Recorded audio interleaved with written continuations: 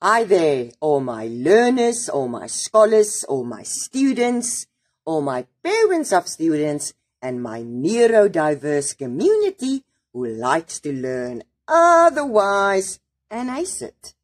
And especially to my VIPs, my Afrikaans First Additional Language speakers. Welcome to Schoolwork All-in-One Fun with your autistic teacher, Bella Jansen. Now today, we are going to take a look at something very handy for taal, vir die taal, as well as for your essays, vir jou opstelle. And we can even implement this one in subjects like English creative writing as well. Nou, in Afrikaans noem ons dit bywoordelike en byvoeglike bepalings. Bywoordelike en byvoeglike bepalings. What type of word is that? No. That just means that I am making my sentences longer by describing the who and the do. That's what it means. So if I'm seeing a bywoordelike bepaling, bywoordelik means the verb. So I'm going to say something about the do. And then byvoeglik means an adjective, right? So I'm going to describe the who. And therefore I can make my sentences longer. So let's see. Bywoordelik is the verb. Byvoeglik is beskrywend. Nee, the adjective. So what do? I describe the who and I describe the do. Right, let's put it in action. Now I give you a simple stupid sinnetjie. Soos hierdie. Ek bak koek. I bake cake. Okay. Now, if you're going to write that in an essay or in one of your writing pieces, that falls flat. Do you agree? Okay. Now, let's make it longer by using bywoordelike en byvoeglike bepalings. Let's make it longer by describing the who and the do. Right, let's start with ek. Okay? Ek is the who. Bak is the do. Cook is the what. Alright. Now, let's start at bywoordelike bepaling. Meaning, bywoordelik, the verb. So, I'm going to make the sentence longer by saying something about the verb. Alright. For example, ek bak vinnig 'n koek.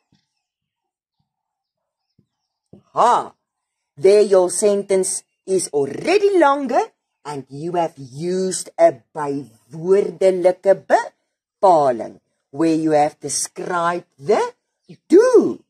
Let's make it more interesting for that essay marks.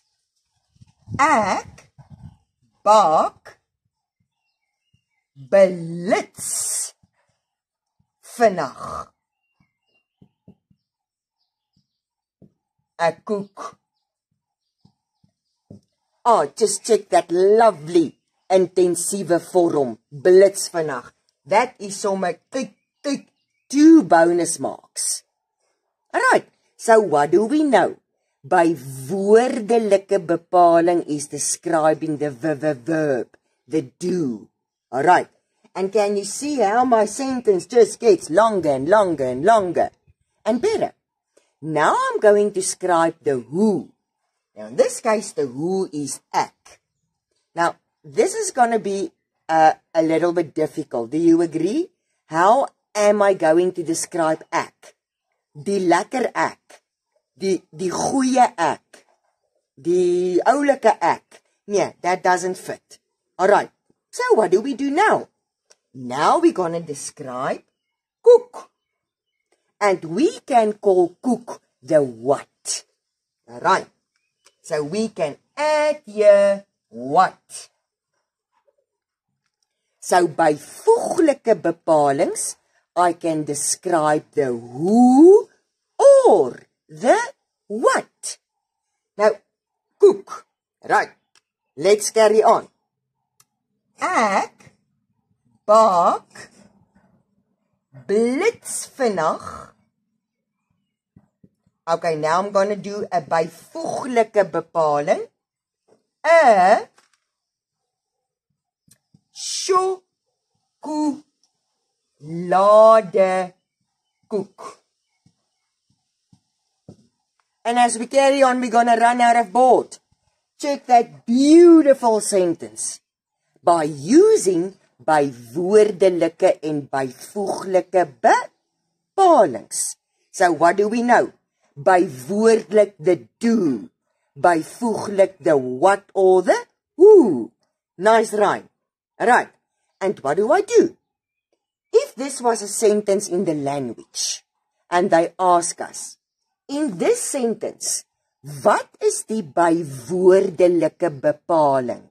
Then I will look for the word that describes the do. And that will be blitsvinnig. If they would have asked us in language, in this sentence, what is the byvoeglike bepaling? Then I would have looked for the word that described the who or the what. And then it will be chocolade. As easy as that. Alright. So let's see if we can do another one. So now we know what is a byvoeglike bepaling and what is a bywoordelike bepaling. That just means I describe the do, the what, or the who. Right. Sorry. Skryf. Toets. Okay. Now, do you agree there's no bywoordelike or byvoeglike bepalings in here? Nah. Now I'm going to make this sentence longer by adding a description for the what, the who, or the do. Let's go for, nee, sorry, the who, byvoeglike bepaling. Die slim sorry. Beautiful. Okay. Now let's go to the do. Skryf. Nee. Alright. So we skryf. How and what when say does she skryf? Nee. Skryf lank. Okay. Great stuff. A toets. Now a toets is also the what. Now what can we say about the toets? A moeilike. Difficult.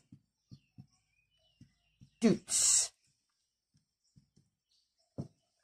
And check the sentence that was so short that we made beautifully by using bywoordelike and byvoeglike bepalings. Bywoordelike, the do. Byvoeglike, the what or the who. Alright. Now, I call it my chip and dip, my trick and tip. Now, and this is something that we have to study. Okay. For this you will get a lot of bonus words, but you need to study it. In Afrikaans, if I want to say elke oggend, every morning, I call it soggens. Okie dokes. Why do I have a double G? After a short single sound, my letter comes double. So, if I want to use elke oggend and I use soggens instead, Beulah marks elke middag. What will I use there? Smiddag. Right, why do I have a double D? After a short single sound, my letter comes double. And if I want to say elke aand, in Afrikaans, I say saans, every evening. As easy as that. So now we need to learn this. Elke oggend soggens. Elke aand saans. Elke middag smiddag. Nee. Right. Elke dag. Daagliks. Elke week. Weekliks. Elke jaar. Jaarliks.